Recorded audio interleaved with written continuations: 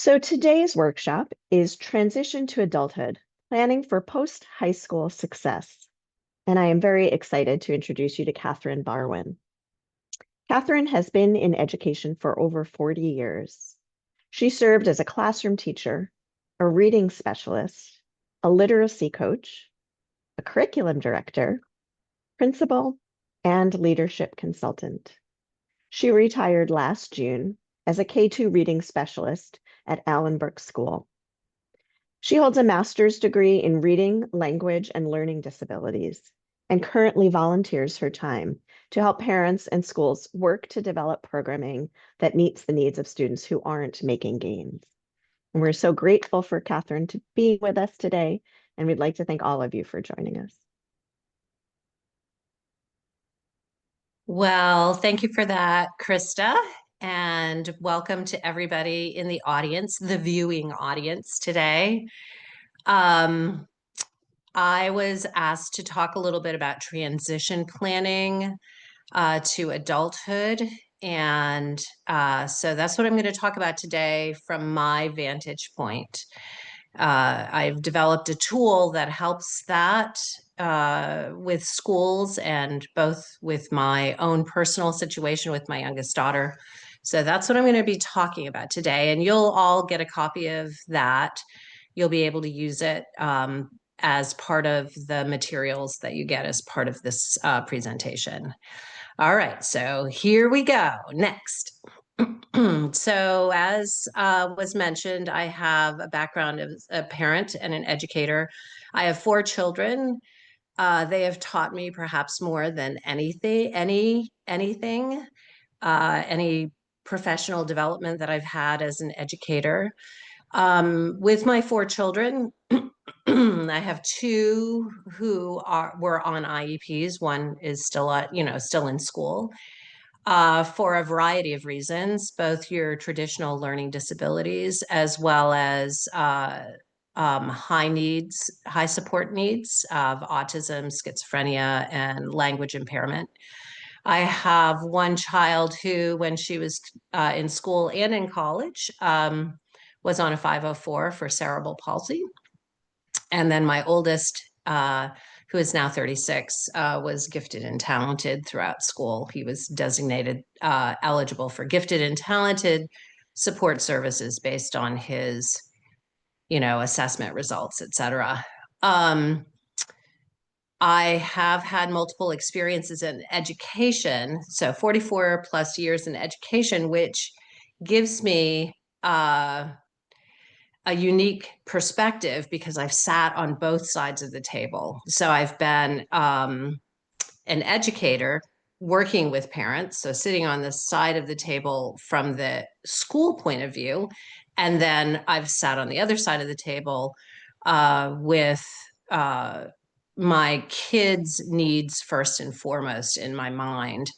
And when I say that gives me a unique perspective, I think, because I know what schools have to deal with and I know what parents have to deal with. So what I'm going to talk about today is based on those experiences. Okay, so next. When talking about transitions and transitional planning, the perspective for today is what I developed for my youngest, my high support needs child. However, I will say this. I wish I had developed this for all of my children because it would have really, really helped them as they navigated all those big pieces of their life from high school to post-high school. So as we talk today about this thing that I developed, which is a map to help us navigate some of those big areas in life with our kids or our students to plan for success. It's really something for everybody to think about with regards to all students, how we can help them navigate big changes in their lives to help them achieve their goals. So, ironically, I did this because I had to do this because there were so many agencies and people involved in the work with my daughter, my youngest daughter, that we had to do this. So it was coordinated. So we wanted coordinated efforts, all leading in the same direction. But this definitely would have worked for any of my kids or any child in school. Okay, next. As I share with you today, I want us to think about the notion of intentionality rather than just assuming that everything's going to work out in all domains as kids move forward. And intentionality is from the Oxford Dictionary, means the fact of being deliberative or purposive, or purposeful is what I would have said, but this is Oxford. And the quality of mental states like thoughts, beliefs, desires, hopes that consist in their being directed towards some object or state of affairs. So this whole idea of intentionality around transitions is critically important. And the idea of being deliberate in terms of thinking about all the dimensions of that is really important, and not leaving things to chance, which I think we do a lot. I know I certainly did with my kids. I was like, oh, or my students was like, oh, this is a natural domain of life. You'll figure it out, which causes, I think, a lot of stress and anxiety in students and in parents and in teachers too, if we're not really clear about the path forward. So, okay, next. So some guiding principles around transition plans as we think about moving our kids forward, some guiding principles around what we want to look at. So the first is, how do we consider realistic dimensions of life that require transitions? What are the realistic dimensions of life? We don't need to go into every single detail of life, but like, what are some realistic dimensions of life that students and kids are going to transition into?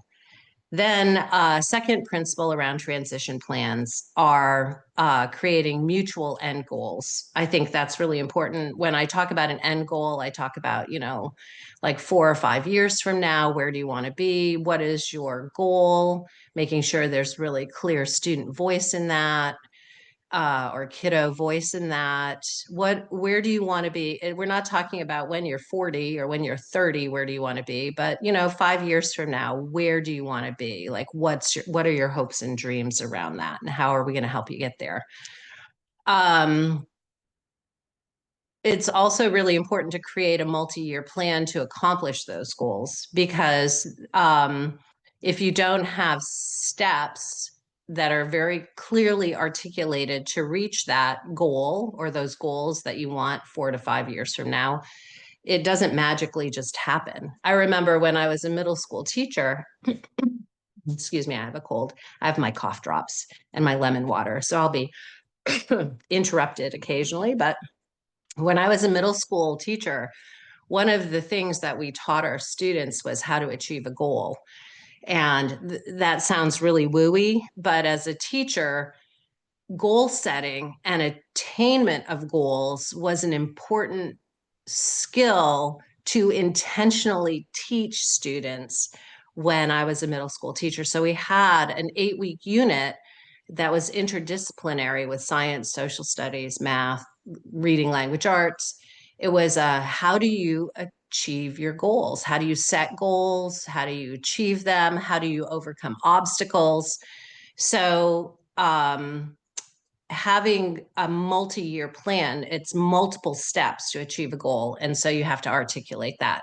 And as we create transition plans. You want to stagger big events intentionally over time so they aren't overwhelming. So if you think about big events like graduation or moving out or getting your first car or uh, getting your first apartment or changing your providers or whatever, you want to stagger those big events so that they don't all hit at the same time as you try to move somebody forward on their goals. I think that's one of the things that I know for my older son caused enormous stress for him because it was like, oh, you're moving out of the house and you're getting a new apartment and you're getting a new job and then you have a whole change of friends and big events happened roughly at the same time and that was overwhelming for him. The next guiding principle about creating transition plans is something called backwards design. And what you want to do is identify end goals first, and then start at the beginning and build the steps necessary to reach that end goal. So you think, well, 4 to 5 years from now, where do I want to be? Or where does my child want to be with regards to these dimensions in life? Even though they might not know for sure, they might have an idea. So, and then how do you backwards plan that? So, where do you start? What's the next step? What's the next step to get you there? And then you want to make sure your goals are clear and objective. So, as you come up with a goal, you're clear about what that is, what you're trying to achieve. So I'm giving you all of this in terms of sort of the guiding principles around creating transition plans, because you're going to see the map that I created that has these multiple dimensions and steps. But this is the philosophy around it. Okay, next. So when we think about major life transitions over time, and this is not just for kids on IEPs, okay? We think of things like life skills. For my daughter, my youngest, it was some of the things that we just assume kids are going to pick up, and many times they do, okay? But in my case, they didn't just pick them up. They had to be intentionally taught. So things like, how to shop within a budget or shop for your groceries. How do you do that? How do you cook on a stove? How do you do your laundry? How do you get from point A to point B? How do you keep your room clean or your living space clean or yourself clean or, things like that. And I by no means am coming up with an exhaustive list here, but when you think of life skills and you have to think of what it is that the child currently is able to do and what are those important things that they're going to need to know down the road, 4 years from now, 5 years from now. So you think about that, life skills. And that's something that oftentimes in schools, or on ISA goals, if your child's being worked on with a designated agency, this is a very big piece of it, education and training, and often life skills can be are part of a transition planning and an IEP, especially for high needs students. Education and training, like what sort of skills training are you looking at? What kind of further education are you looking for? What is it that the child wants? As a goal 4 to 5 years from now. So is it a high school graduation? Is it taking some college classes or going to college? Is it participating in a certificate program or anything else, for education and training? That is often an education and or training goal is often found in transition planning for kids on IEPs. Employability skills is another one. Learning hard and soft skills, like how to take feedback at work, how to ask a question if you don't know, how to make sure you get on time, you're there on time, how to dress professionally, that sort of thing. participation in internships, whether they're paid or unpaid, so that you can apply those employability skills in the workplace, and then graduating to part and or full-time jobs, 4 to 5 years from now. What is the goal there, and how are we going to get Johnny or Susie ready for success in that ultimate goal? That also, employability skills is something that schools need to be thinking about also, and actually planning for. I've seen a lot when as I was mentioned earlier, I work with a lot of schools to try to develop programming with parents to move kiddos forward successfully. And oftentimes it'll be like, oh, I'm going to teach a child how to, we're going to teach Johnny how to participate in an interview and how to fill out job applications. But if you think about it, that's not the ultimate goal. The ultimate goal is for them to successfully participate in, a part or full-time job. So it's got to move beyond the theoretical into the practical and applicable, in order for them to meet their goals. There's also, when we think of major life transitions, especially as kids turn 18, there's a legal transition, whereas parents are usually in charge until the kiddo turns 18. Then suddenly the kid it has the legal right to be in charge of themselves. So are they ready for that, given their needs? Given their background, given their comfort level. So, there are things like, are we talking guardianships? Are we talking about power of attorney? Are we talking about, just formalizing an advisory role so everybody's aware of what parents and kids are doing and accomplishing 4 to 5 years from now? And I'll give you some examples of how I did this with my daughter and her unique situation. And everybody's unique and different. So, but that's definitely a realm to consider. There's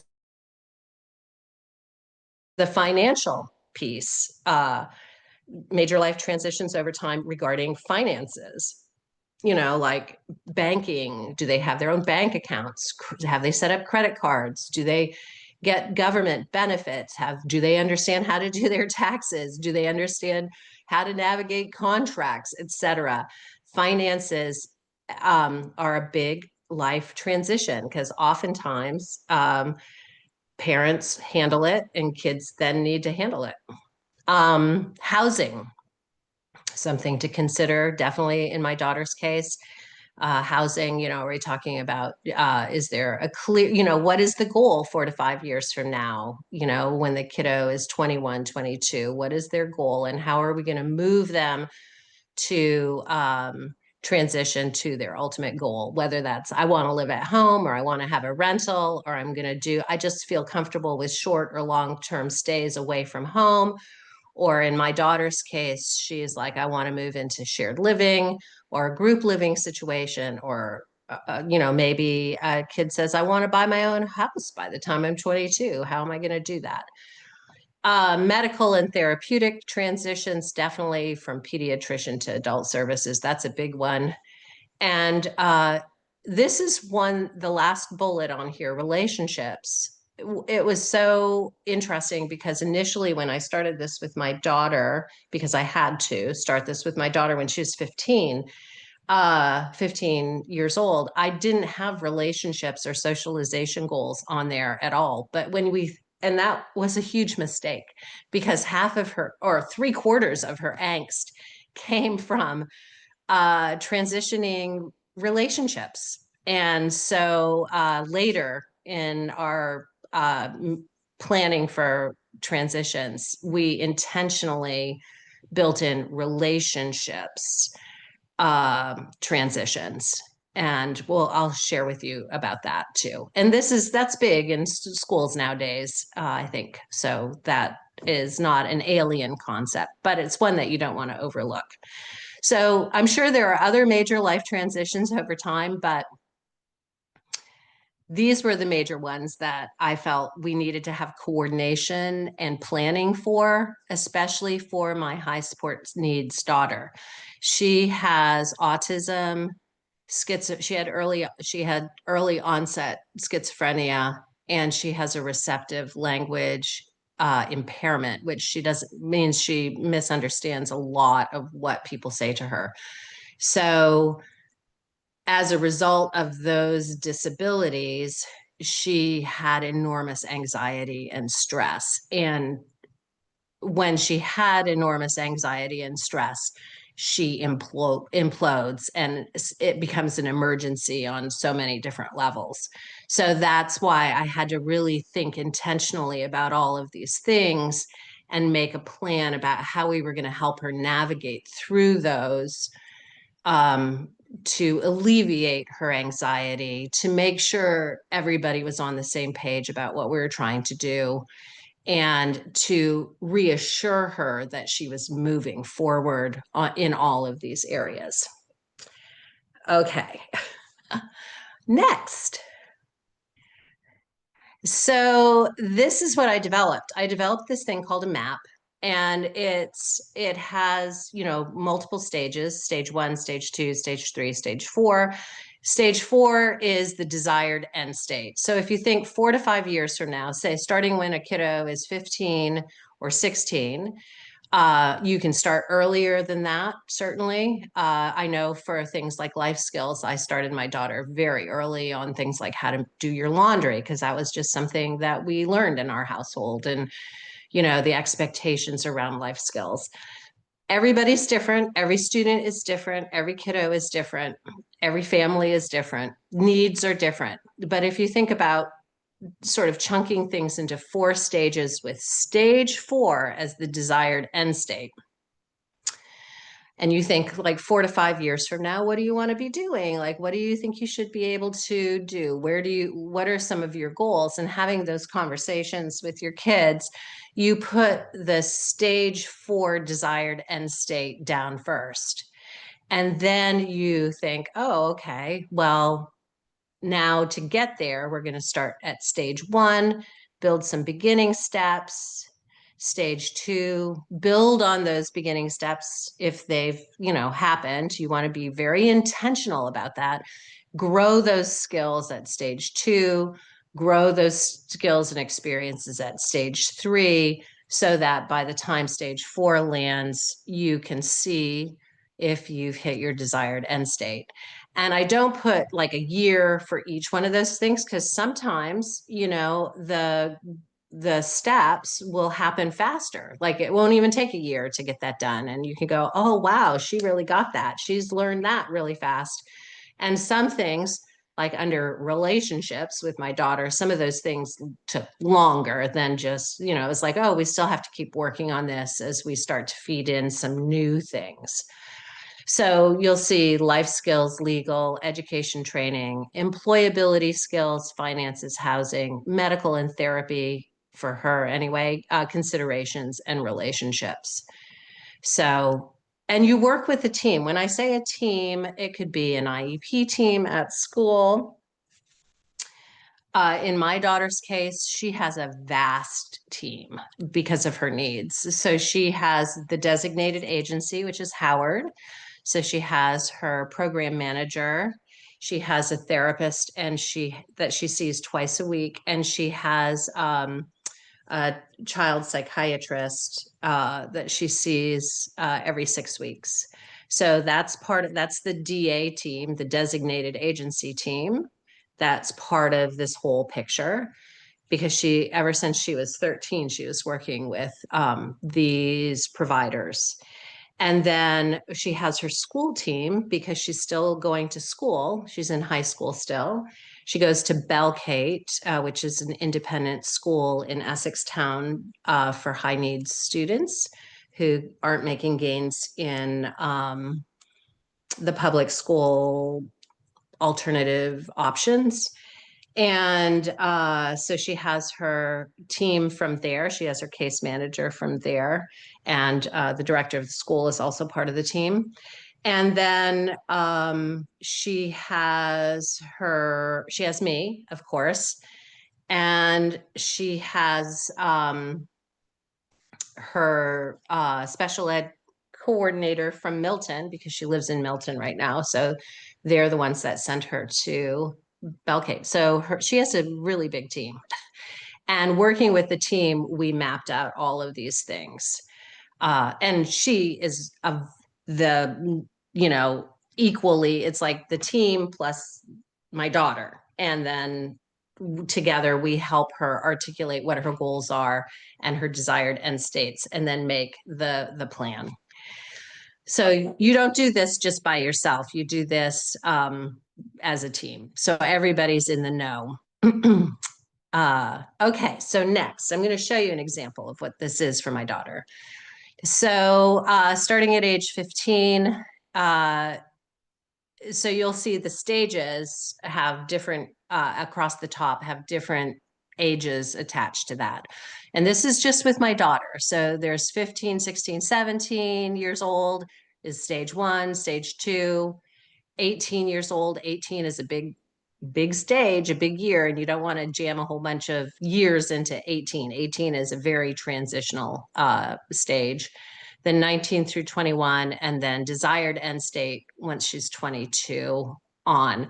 So for life skills, for example, she said, I want to have my driver's permit or my driver's license. I want to be able to do my own shopping. I want to be able to get to a job independently. I want to be able to feel comfortable hanging out alone during the day so that people aren't having to watch me all the time, because she has high anxiety. So she has very high anxiety when she's by herself. So her life skills, these are some of her desired end states. So then what we had to do is go back and say, okay, well, how are you going to, like do all the things that you want to be able to do? So, starting off with doing your own laundry, cleaning your own room, doing your chores, managing your hygiene, managing self-regulation strategies. That's a huge thing for her. And being able to be alone for 2 hours, up to 2 hours. Like if you can hang out by yourself and not be knocking on, not be following me around constantly because you can't stand being by yourself, can you do up to 2 hours by the time you're 17? Let's see if you can do that. And then the next plan was with the team, it was like, oh, let's see if she can shop for and make all non-cooked meals. That includes like, she's going to shop for her breakfast items, shop for her lunch items, shop for her snacks.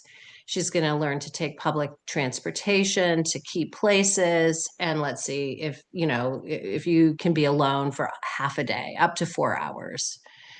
19 through 21. Okay, now we're going to add to that, and we're going to have you learn, shop, and learn how to make 3 dinners a week. So she takes cooking classes, for example, to learn how to make healthy meals, not just macaroni and cheese, how to shop for that, how to shop for your dinners, study for your permit, learn how to be a housemate, what that means in terms of problem solving, negotiations, collaboration and coordination, and being alone for up to 6 hours. And then getting to the desired end state that she has. So life skills, that's an example. These are just based on her needs and her wishes. The legal pieces, I seeded a ton of information about legal stuff to her early, not waiting till she's 18 and saying, oh, what do you want to do about guardianship? So when she was 15, 16, and 17, everything that was legal, any legal document, any legal act, I intentionally talked to her about this. Like, oh my gosh, this is my contract for my cell phone. Look at what that's like. Oh, and if I don't do it correctly, look at what happens. Or anything at all. Oh, this is I'm filing for social security benefits for you. Look at all the paperwork that I have to fill out, and then I have to do this, and then I have to do that. So I was very open about discussing legal documents and acts. So she was educated about what are legal things that I have to consider. When she was 18, we talked about different guardianship options or different legal help options, and she made the decision that she wanted voluntary guardianship, and I was okay with that. And so that was discussed with the team because at the time I didn't really know what my responsibilities would be around guardianship. So the DA, my designated agency, really helped me decide because I was like, I don't want to be in charge of this, or I don't want this to happen. And this is what she says she wants. And how can we come up with this? So we came up with voluntary guardianship decision, which we revisit every year. As you can see, utilize guardianship decision, evaluate and evaluate. And that's what we're doing. She's happy with that. At some point, she may say, I don't need that anymore. And that's fine with me. Education and training, the yellow things are the yellow highlights on the left are usually what schools deal with when they make transition plans. Her goal is to graduate with her high school. She wants to go until she's 22. That's her goal. She wants to have a job, some industry recognized job certificate when she graduates. And that ties into her next 2-year career plan. She doesn't want to go to college because she decided that after she took intro to college studies when she was last year. So, she knows she wanted. So what we did is we backward designed that. So, well, you have to go to high school full time, and now we want you participating in all team meetings about your IEP and your education plan. And then you're going to take an intro to college studies because at the time she was like, I want to go to college or get a job certificate. Okay, great. Let's take an intro to college studies, try a certificate program, get your driver's license, and then graduate from high school, have that job certificate, and have a clear next 2-year career plan. Employability skills, her goal was like, I really want to work at least 20 hours a week, and I know I'm going to need support. So that's my goal by the time I'm 22. I want to have a job and I want to be working. So we started with an unpaid internship that then moved into a paid internship right at the school with some hard and soft skills intentionally taught and monitored. Then she moved into a part-time paid job with support, learned how to take feedback from her boss, not freak out about that. And then she's moved into 2 paid part-time jobs, 6 to 10 hours a week with support. And she's very, very clear. She plans when she graduates from high school, she wants a 20-hour-a-week job. And she works at Marshall's right now. And she just got her evaluation from Marshall's, and they rated because they give employee evaluations to all their employees, and she scored really, really high. And it was because we intentionally taught her the hard and soft skills in a safe environment, and then did the gradual release before she graduated from high school. So that's why she's so successful at that. She loves that job. Finances is another really big thing. So, she wants her end goal. This is hers, is I want to be able to manage my daily finances, like my budget. And I want to buy a car and I'm going to maintain it. I understand, I have to get the registration and I have to pay insurance and I have to get the oil changed and stuff like that. But I don't want to be reliant on Uber, which is expensive. And I don't want to have to do SSTA, which is unreliable. And I don't want to have to wait for the bus, public transportation. So I want to have my own car and maintain it so that I can get from point A to point B. And I won't be driving it all over the place, but I'm going to take it to my job. That's hers. That's her thing. And she's very good with managing her daily finances. And so that's her goal. So we started with, okay, here's an allowance. And you're going to do cash expenditures when you're out and about, and you're in charge of your own budget, and we'll help you with that. And then when she was 18, we set up a bank account for her, a stable account for her. So she has a regular bank account, she has a stable account, and she started getting SSI, which we budget for. And then when she turned 19, she wanted an increase in her weekly allowance because of her social needs, and which we negotiated. And we're like, okay, so what do you think is good for savings so that you can buy your car? And what do you think is good for you so you can pay for your own cell phone, which I had been paying for before? It's staggered, and she's super successful in that. Housing, her goal always since she was like 15 years old was, I want to live in an apartment with a roommate. I want to be able to live in my own apartment with a friend. Well, how are you going to do that when initially she'd never even spent a night away from home because of her anxiety? So we started off with, okay, you're going to live at home and you're going to start going to some sleepaway camps and trying that out. And then it was like, okay, in addition to when you're 18, in addition to sleepaway camps, you're going to do some respite on the weekends to go to other people's houses and figure out what that's like living in an environment that's not home. And then she moved into shared living 100% of the time, totally ready for that, totally ready.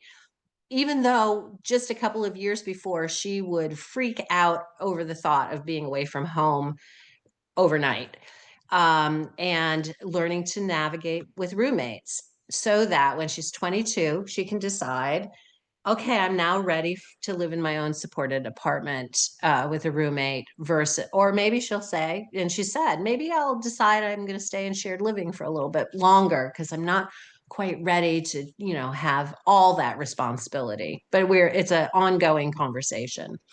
Next, medical and therapy for her, given her extensive medical and therapeutic needs. Definitely, she has her pediatric PCP, her dentist, her therapist, her psychiatrist, and our goal was to take meds reliable because her goal is, I want to be in charge of making my own appointments, at some point. And she knows that she's going to have to transition to adult services versus her very comfortable pediatric services. And this is why working with the team is so important, because the team definitely knows of, oh, this is a really good adult PCP, or this is a really good adult dentist, or I can be talking already about, oh, I've heard that Timberlane, we can just transition over to Timberlane adult services for dentistry, so that'll be comfortable for you. So for her, her goal specifically when she was younger was taking her meds reliably. And then when she was 18, she makes her med choices upon consultation with the doctors. And it was absolutely fantastic to see her have a very clear conversation with her doctors about her meds and what her preferences were. She wanted me to be there and be part of it, but it was her choice. And then her graduating to now ordering her own refills, getting meds, and self-administering her meds. To then transitioning to adult PCP. And rather than just making the assumption like this is the way it's going to be.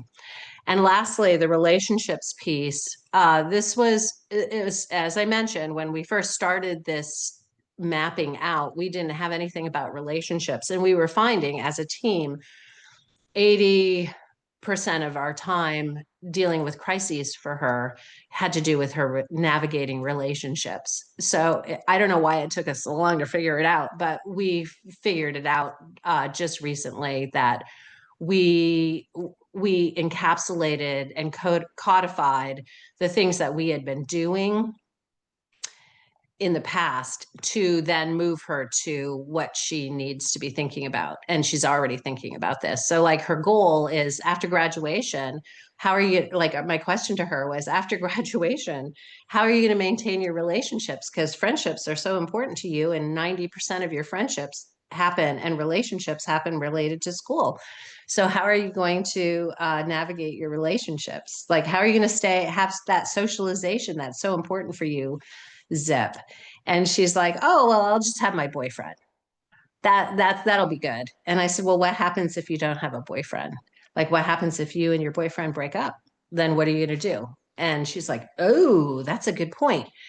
And so she's like, it's real. And so she really started thinking about it with her team, like, oh, let's talk about who my friends are and who are the people that I'm really close to. And who do I just I'm with them all the time. And how am I going to maintain those connections. And so after she came up with, after graduation, she wants to attend weekly activities to intentionally stay connected with close friends.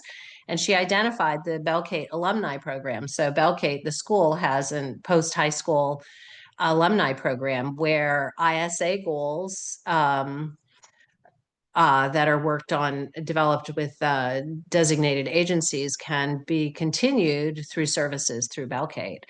And she wants to evaluate those relationships and decide if they're healthy, as well as other things when she's working 20 hours a week with other people.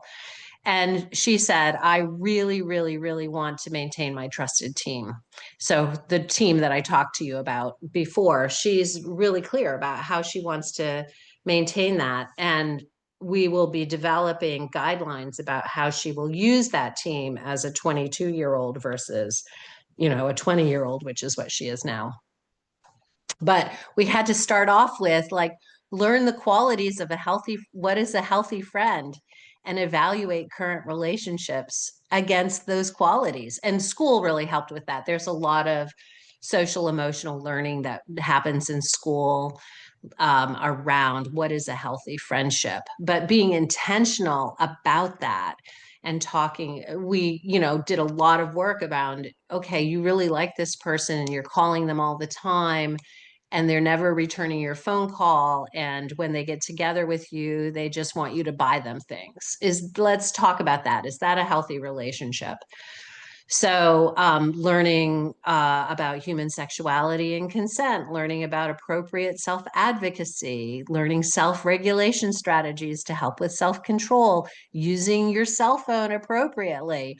These were all relationship skills that we taught her along the way. And we could have been more intentional and actually put those down.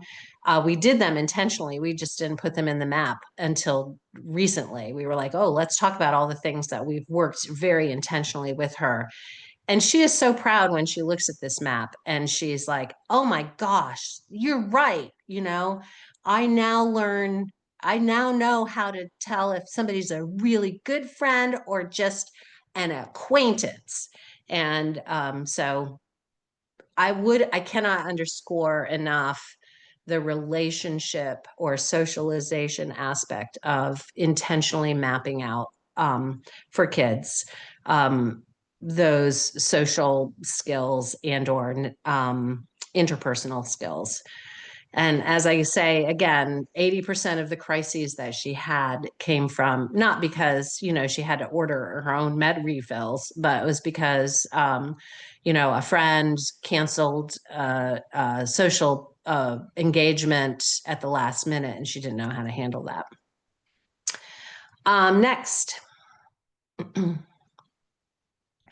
So how we use the map, we use it as a template for discussions, and we use the map again. It's a very large map, but we use them. And in my case, with my daughter and her high needs, our whole team was involved in all of those things. I would say for a tradition, a common IEP meeting, you may only just deal with some of those things in school, and there might be other things to consider outside of school if you're working with an agency, et cetera. But you definitely use them for IEP meetings, especially starting at the end of 10th grade, to help identify transition goals, especially around, life skills, around employability skills, and around training and education.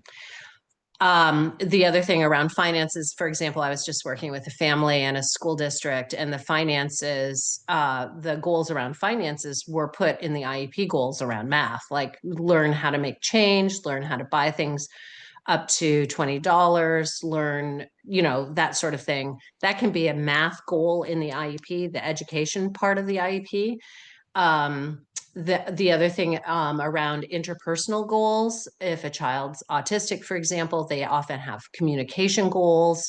So that can be something part of the education part of the IEP around identifying, how you're being able to articulate how you feel, being able to articulate if there was a problem, being able to accept feedback, and understand the intention behind the feedback. Self-regulation strategies, those can often be not in the transition goals per se, but in the education part of the IEP. For ISA goals, if your child is working with an agency, you can use this map to coordinate activities between the school, agency, home, and other providers. The other thing that we did is we're real clear about who's in charge. Like if there were employability goals, who's working on that? Who's responsible for that? Who's doing the lifting on that? So there wasn't like, oh, I thought you were in charge of that, or I thought you were in charge of that. It's real clear about who's taking the lead in achieving these goals. For individuals, like for my daughter, to gauge growth and direction. If she was uh, anxious, it just alleviated her anxiety so much because she would be like, I'm never going to be able to live on my own in my apartment. I just never am going to be able to do it. And I'm like, well, wait a second, Zip. Look at what you've done. Look at what our plan is and look at what you've accomplished. Oh, yeah, that's right. I have made, oh, yeah, that's why we're doing this. So it just really helps her be so proud in looking backwards and seeing what she's accomplished, and also knowing we're moving forward to help you. The reason that we're doing this is so you can achieve your goals. To ensure that not everything changes in a major unpredictable way all at once, and to help identify who is going to be in charge of taking the lead in the conversation around these areas and upcoming planning. And often I would say many times I learned to ask the question, is there anything we should be doing now in order to prepare for the next step? Like around finances, for example, is there anything I should be thinking about or should know, or that we should be knowing is going to come up in order to get to the next step, rather than having it be a surprise, which is why it's nice to have a team be part of that. Next. I think the last thing I want to say is when we talk about goals, and I say this to anybody in the school setting who's in the audience or in at a designated agency who's making goals, please make them SMART goals. I don't know how many times I have sat in IEP meetings and there's a goal written, like, oh, we want Johnny to be able to do this goal. And you look at it and you're like, I don't even know what that means. Like it's a word salad. It's not clear. So you want to make them SMART goals, like it's a specific goal. Like Johnny will learn to take public transportation, specifically the bus and SSTA, from home to work, make it measurable in order to independently and successfully get from point A to point B on 5 consecutive tries, because you can measure that. Make it achievable. It's a reasonable stretch given the appropriate supports, training, and time. You don't make it unreasonable. I think this is a reasonable stretch. You make it relevant. It's important as it matters. It matters and it will move the client forward in their life. I don't know how many times I've sat down and seen IEP goals that are like who cares about this goal? This is not even important in moving this kid forward. We have only a finite number of goals that we can have. Let's make sure that the goal is really meaty and is going to move the kid forward. And it's time bound. It's clear by which time the goal will be achieved, like by June 30th, 2025. And my advice is if you don't easily understand what the goal is, it's probably not a good goal. Ask for clarification. I've seen so many, especially, I don't know why, but in SLP goals, for example, speech language goals, they're filled with jargon and they're not clear, and it's not clear about how we're going to measure them. And just please let's and as parents, if you're sitting at an IEP meeting and you're like, I don't even understand what that goal is, I don't see how it's going to be measured, I don't get it, just say it's not clear to me. Can we make this a little clearer, please? Make the goals a little bit more understandable. Okay, next. That's the end of my babbling on. So it's time for questions. And I think Katherine. yes. Oh, sorry. I didn't mean to cut you off, but I was just going to say thank you so much for all of that. super helpful info and for putting it in the context of your own experience, which I think makes it even more helpful for folks.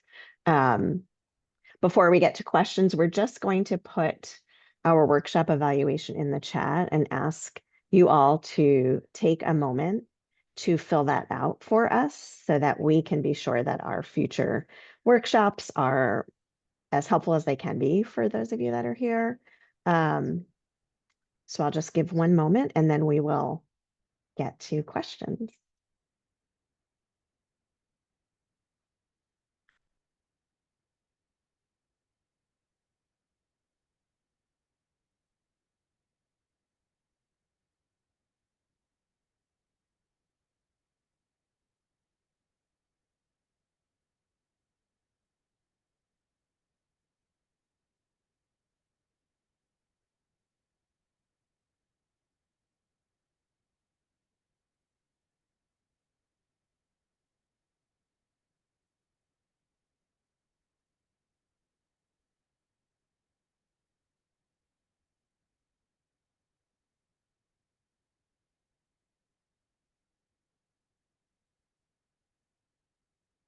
Okay, thank you all.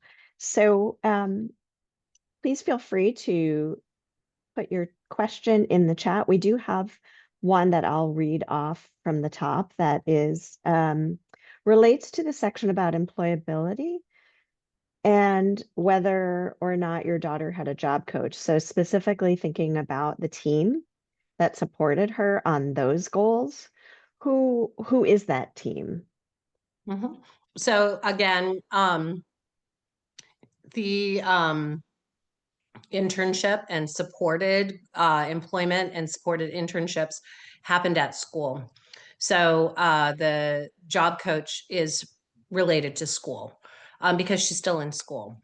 So at Belkate, she started off doing an unpaid internship at the Belkate Dog Treat Factory, which is, you know, when she had worked at when she was enrolled at Essex High School, she did a job, an unpaid internship in the kitchen, and she had somebody there helping her with that too. So like in a regular high school, you can do that as well.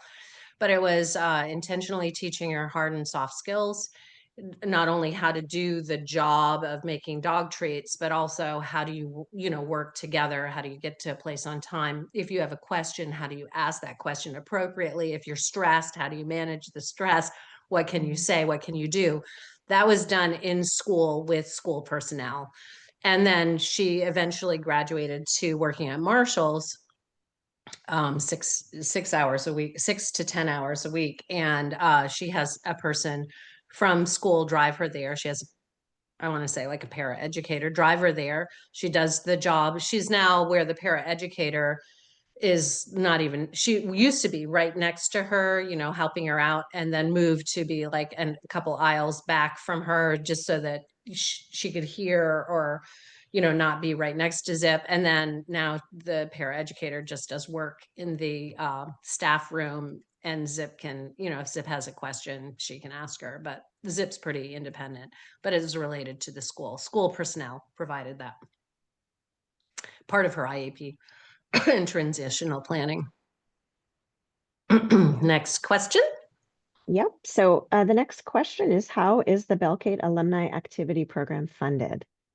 Is that something that you pay for out of pocket? The post-high school alumni program is, so my daughter is on a waiver because of her needs, and she gets social skill, community skills. She has money in her budget for community skills work. And so she's obviously not there yet because she hasn't graduated, but that would be paid for through community skills. So like right now, she's supposed to get 15 hours a week of community skills work. So she works, and that's through her designated agency. So she gets cooking classes on Wednesday nights, learning how to make vegan, healthy, because of health issues for her, vegan, healthy meals. And then on Thursday, she has skills worker who works with her to do her shopping, which again has graduated to pretty independent things, and cooking on stoves, because she has a big phobia about cooking on a hot stove top. So, but that has really graduated to being way more independent and trying cooking in different settings so she can get used to different stoves. So when she graduates from the program, the skills she's already articulated. She, if she doesn't have her car yet, because she's planning to have a car, but if she doesn't have a car yet, then she knows that the Bill Kate Alumni Program can help her with continued employability and maintaining her social connections. And that would be funded through her community skills work through the designated agency. Great, thank you. Other questions folks have, you can put them in the chat, or if you're comfortable, you're welcome to unmute and just ask. I think we had the first three questions that Oh, came in yes, before that's the right. Thank you. presentation. Yep, let's go through those. Yeah, Would you go like me ahead, to read Krista. them for you? Okay. Sure. Mhm. So one of the questions was about the role of a school occupational therapist in this transition from high school to adult services. Yep. So again, it all depends on the student and the student's needs, what their needs are. But I found that occupational therapists have been very helpful in terms of helping to set goals and put together meaningful action steps in order to achieve those goals, especially around activities of daily living, etc. So depending on the needs of again, we have to talk about the individual needs of students. Every student is different. Every student has a certain set of skills that they're comfortable with and have to grow another set of skills to get to where they want to be. So I think occupational therapists have um, a unique viewpoint, and especially in terms of making those manageable steps to get there. So I would say definitely, if there are any concerns in any of the domains that occupational therapists usually work with for a child to get there, normally, especially around activities of daily living, um, that's important, I think. I think the more people like, I think the important thing is to think about the end goal. What do you want Johnny to be able to do? What are those things that are in the school domain, especially? And then how can occupational therapists help design a plan, a multi-year plan to help them get there? Yes. Yes. Great, thank you. Just to let folks know, we are at 11 o'clock, but Katherine is able to stay on for a couple of minutes for additional questions, and there are a couple that we received in advance that we'll address. For those that aren't able to stay, you can see hopefully in the chat that we have lots of other resources that you can access on our website, and that includes other recordings of previous workshops. And then you will also receive, again, the presentation and recording after the event. So, Katherine, the next question that came in was around long-term Medicare and assisted living, supportive living programs. So that connects to designated agencies, hence the importance of having a designated agency part of your transition planning team earlier than later. Like, don't wait until the kiddo graduates from high school and be like, oh, now what do we do? You want to invite, and schools definitely want to invite, parents need to advocate for that, having designated agencies be part of that. So, for example, my daughter's needs were really tough. And I knew that in order for her to grow in terms of her ability to handle life, and not just always be reliant on mom and having meltdowns with mom and everything, hiding in a room at home, shared living was going to need to be an option for her, or perhaps group home. I wasn't sure if she would be able to handle shared living, but I was real clear that by the time she's 18 and a half, she needs to be out of the house. And another piece for that was, not only was it not good for her and not good for me, but if something happened to me, because I'm old, I'm a little long in the tooth. I'm 65 right now. If something had happened to me, what would happen to her? Like, she wasn't growing in that dimension. And so I was real clear with everybody on the team. By the time she's 18, 18 and a half, she's going to be out of the house. She's going to be in shared living, or she's going to be in a group home or something. Like that's the goal, both for her and for me, for sanity, for our relationship, for sanity, et cetera. And so we had the designated agency involved early on in those talks. Like, what does that mean? And how do we get her used to being outside of the home? And how do we get her used to seeing what SLP is? And I have to tell you, that planning was fantastic, because I was seriously serious. I had my doubts. I was like, this is going to crash and burn. I think she's not going to be able to handle this. I know we're saying that she's going to do these things, but I think when push comes to shove and she's really in it, she's going to crash and burn. And she didn't. She sailed spectacularly. And it was because of the intentional planning of, oh, now you're going to do an away camp. And now I know you aren't really thrilled, but remember, you want to live with your roommates. So this is going to get you there in baby steps. And so whether it's long-term care facility, whether it's daycare, day programming, I will tell you that there's not a lot of that, and that I'm really happy that Belkate is putting together the alumni program. So working with your designated agency to see what kind of programs there are available for continued growth, not just hanging out, but continued growth and learning in those domains is really important. I know of one that's down in I want to say outside of I can't think of the name of it, but outside of Montpelier, I think there's one, Belkate, starting a Belkate alumni program, et cetera. Okay, next question. Yep. A question just came in related to other agencies like Howard. Yeah, every region, every region in the state has its own agency. So like there's Champlain Community Services, I think is what it is. There's two in the Chittenden County region. There's one up in the Franklin County region. Every region has its own designated agency or two. And you can find that out by asking your school. Your school should be involved. I mean, should know who your designated agency is for your area. And I'm And sure actually, Vermont Family Network has that list as well. yeah, Rachel beat me to it. I was actually just going to pop the list in the Excellent. chat. So thank you, Rachel. Um, and another question that we received in advance, and I think you've spoken to this in a number of different ways, but just worth repeating about just how you feel this process has really helped manage both your own stress and fear of the unknown and anxiety as a result of that, and then also your daughter's. Yeah, so as I mentioned before, my daughter, is pretty complex and complicated, and she had enormous anxiety, just enormous anxiety, and the smallest things, and a change would set her right off. A minor change in schedule would set her right off.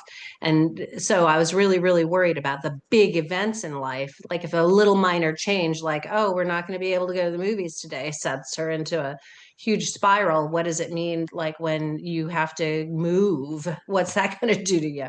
Or change a provider? So this had, by writing it down and having a map that everybody is aware of, that it's a coordinated transitional plan, that everybody that works with her, we're all talking the same language. Like if she stresses out about something, we can say, well, remember your goal is la la la, and that's why we're doing this right now. And what do you need? Who's your trusted team member to help you with this? And how are you going to do your self-advocacy and self-regulation to manage this? It's helped her and it's helped me. And it's provided coordinated care, amazing coordinated care by like I listed all the people that are involved with her. So everybody's on the same page. There's no like, oh, I didn't know that what we're supposed to be working on that. I didn't know that. Not only do we all know what's happening with her, we know who's in charge of those things and like who's kind of taking the lead or watching that progression really carefully. And when we have regular team meetings, we pull that out and we say, oh yeah, how's this going? Or this relates with that. And we clarify. So it just eliminates anxiety, miscommunication, gaps, lack of action, etc., because it's all on one page. It's all on a map. This is like this is it right here. We just went over it with her team and she made an adjustment. She's like, oh, you know what? You know how I said I wanted to la la la, but I changed my mind. I don't want to do that in this stage. I want to do it next stage. Can we move that forward? And I was like, yeah, let's do that. I made that right now. So it just eliminates the unknown and the stress that comes with the unknown. And I think I appreciate that, Catherine. And I think what you're speaking to, those are anxieties that we all feel to different degrees as we face transitions. And so, I think these are great tools that that families can use for all of their children. So I appreciate Yeah, you I wish I'd sharing had that. it when, my oldest, my gifted and talented kiddo, like I would have been like, oh, let's talk about housing and where you're going to live, rather than be like, oh, you'll figure it out. Yeah. Because that was a disaster. He was homeless for a while. Yeah. So yeah, it's a way to have conversations that aren't so scary. You start with the end goal and then you start with go back to the beginning and go, what's the baby step that's going to start us on this journey? And how are we going to support each other moving forward in this? So it's not so scary.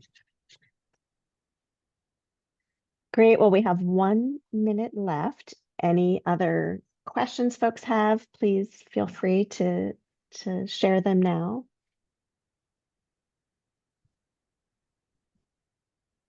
And otherwise, I just want to say thank you again, Catherine, for being here with us today. And just for the way that you've shared your experience in a way, I think that was really concrete and for all of us to understand and think about how we can apply it to our own work and family lives. So um, again, all of our resources are on our website, vermontfamilynetwork.org, and we look forward to future opportunities to connect. Thank you so much. Great. Thank you. Thank you. Good luck, everybody.